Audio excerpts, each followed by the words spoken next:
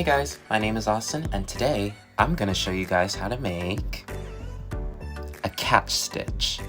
Let's get started. Alright, so here's what you'll need. A foot-long ruler, a needle and some thread, scissors, and the sample you're going to be sewing on.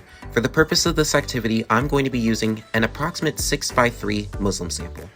Now guys, the very first step is to get the thread through the eye of the needle. And once you do that, you'll want to make a knot at the end of your thread like I'm doing here. Take the tail or tails of your thread, wrap it around your finger, and pull it through the hole. You'll want to do about 2 to 3 knots at most.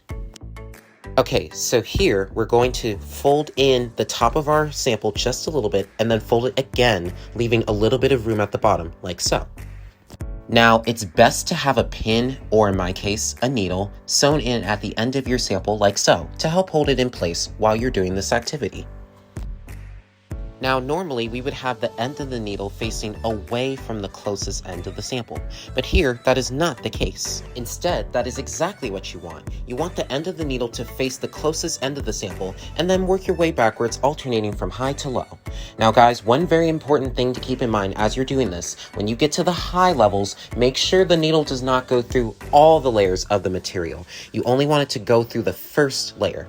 You also want your bites to be as small as possible, especially when you get to the low levels, and you'll see why in just a moment. Now make sure that when you're finished, you end up on the higher level of the stitch, like so.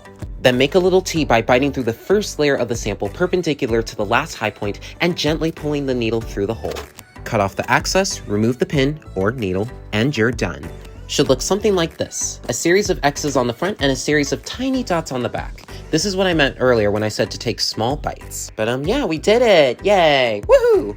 Thank you guys so much for watching. Have a nice day.